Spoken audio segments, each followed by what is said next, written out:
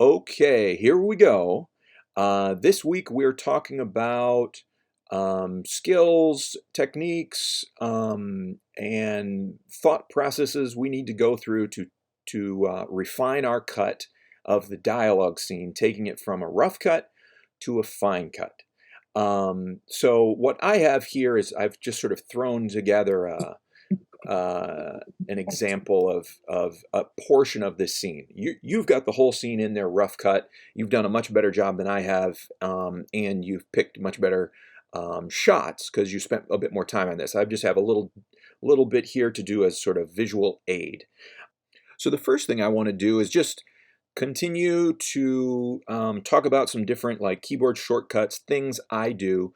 There's a million different ways to do things in Adobe, and the more you edit and the more editors you talk to, the more different ways you'll see to do different things. And there's no one right way.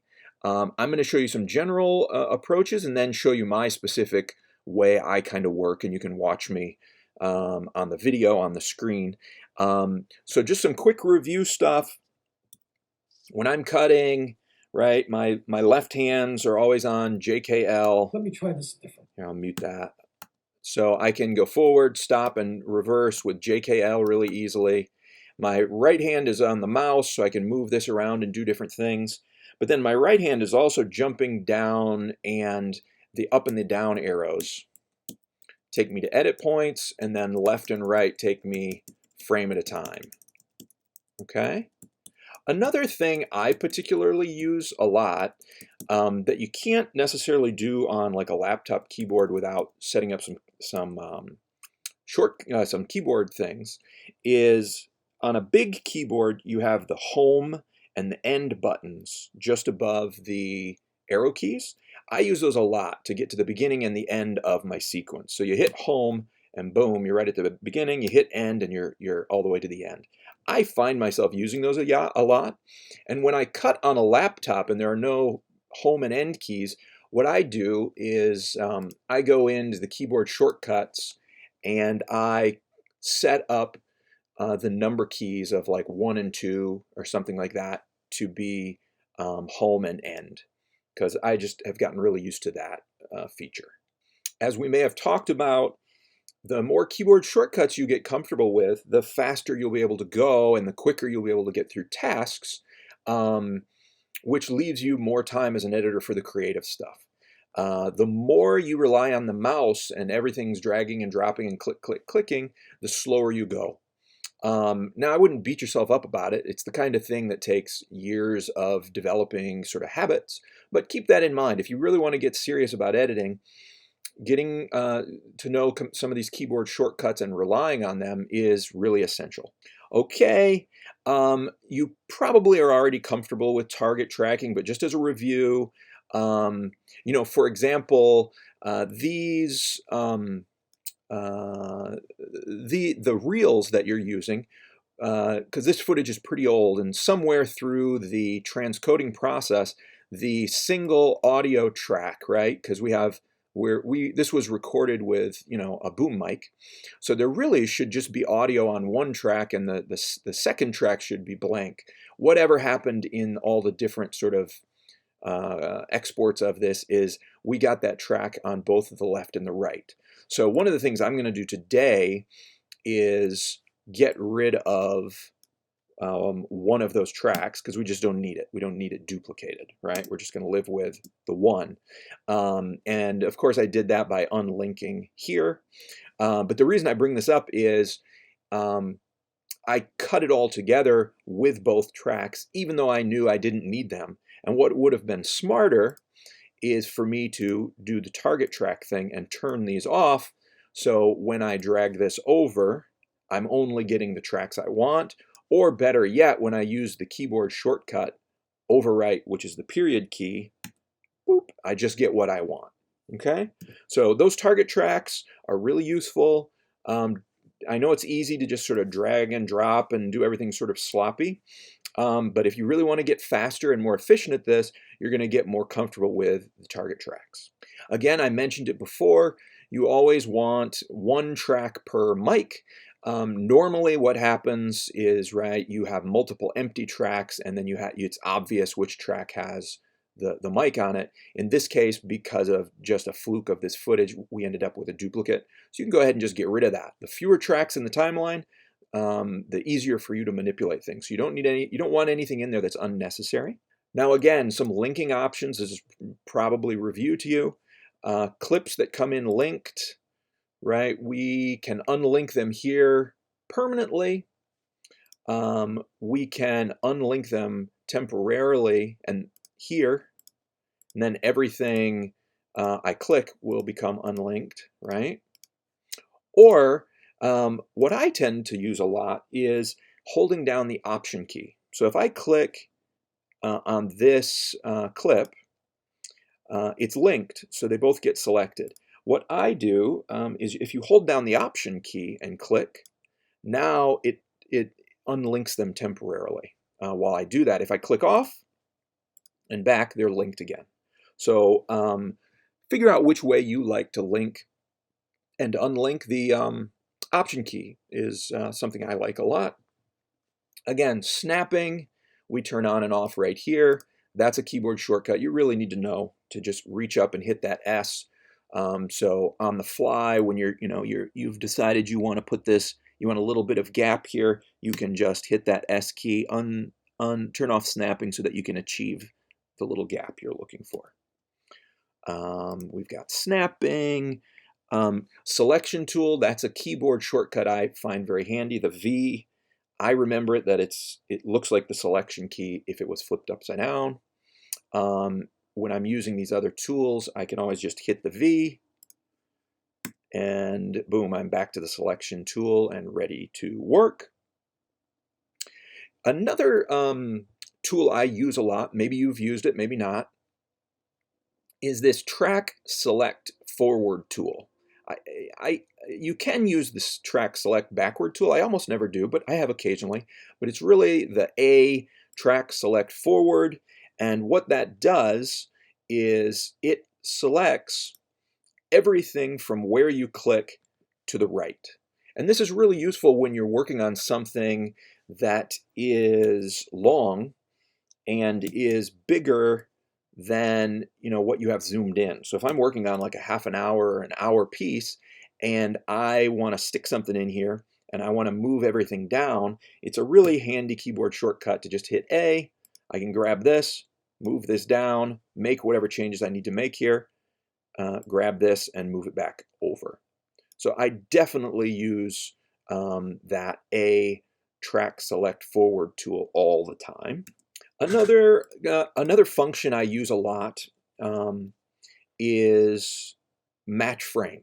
And what match frame is wherever my locator is located and then I click, if I hit the keyboard F key, it does match frame, okay? And what match frame is it looks at where my locator is and this clip, and it loads up that clip from my project window. So, and loads it here into the source monitor with the in and the out, and my locator is at exactly the point where it is in the timeline. Now it's important to notice that this is different than if you double click a clip, right? If you double click a clip, that's when it loads this sequence clip into the source monitor so that I can go into effects and make, changes to it, like scaling and stuff like that. That's totally different. What match frame is doing is it's grabbing the original clip, the original source, right? Putting it up here, but it's grabbing the original source with my in and out markers, which aren't necessarily in the clip if I loaded it down here. I find this handy. For example, if I'm working on some clip and I'm like, you know what, I think I'd really, I'm going to do an L cut, or I'd like to explore what's before this or something like that. And I hit F and I can come up here and I can see what I had before this, right? It's also handy for like, if you want to duplicate frames or different things like that. It's just a keyboard shortcut I find myself using a lot. F match frame. Okay, another tool I use quite often is shortcut Y. It's the slip tool. It's the tool you want when a clip is in your sequence just where you want it to be. The clips on either side of it are perfect. The edit points are perfect. You don't want to mess with it, but you feel like this clip is a little bit, what's happening in the shot is happening just a little too early or too late. And you really want to keep everything the same. You just sort of want to slip this over one way or the other. And that's what this tool does. So when I click on a clip and I drag left or right, what you see up in the program monitor is the little icons up in the top of Lexi are showing me the last frame of the two clips on either side. Those aren't going to move. So what I'm doing isn't going to alter those. It's just showing me what's there. The big thumbnails I'm seeing of Boss Lou's OTS are the first frame and the last frame of this clip. And now watch as I push to the right, and you can see the counter down in the timeline going plus 16, plus 17. What I'm doing is I'm moving into the clip, right? I've moved a second into the clip, and I can go even further, right? So I can move in, and then when I let go, nothing here has changed. But when I hit play, this clip is going to start a second earlier in the clip. I could also undo what I just did. I could also go in and go in the opposite direction. Okay, you'll find situations where this comes in handy. It's not all the time, but every once in a while, this slip tool is really useful. Probably not in a moment like this where I've got like dialogue that's depending on this, but maybe a reaction shot or something like that. Okay, so that's just a little overview of some of the tools and things that I may be using here over the course of the semester that I find handy. Maybe you will too, maybe not. Whatever gets the job done and done on time is all that matters. Okay, so let's talk about cutting together a dialogue scene. So you've got your rough cut there, and the rough cut is generally guided by performance and the notes you made in the dailies, but it's often guided by the script. You're trying to make sure you get all the lines in there so it makes sense, and you're often trying to put the best readings of those lines in there. And you generally aren't messing around with L cuts and J cuts overlaps. So what you have looks something like this, right? Lou, Lexi, Lou, Lexi, Lou, right? Something like that. And that's great. This is what a rough cut should look like. The problem, right, when you watch this is what business are we in? The news. Someone talks, pause, the next person talks, pause, the next person talks. And it doesn't feel natural.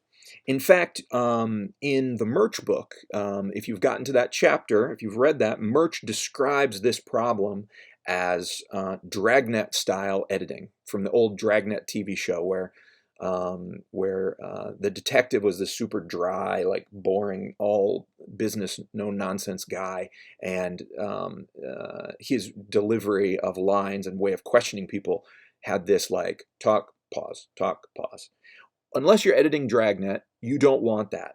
So how do we fight Dragnet? Because Dragnet can be that Dragnet style can really shape how the audience experiences the scene, or even thinks about the character. Check out this clip.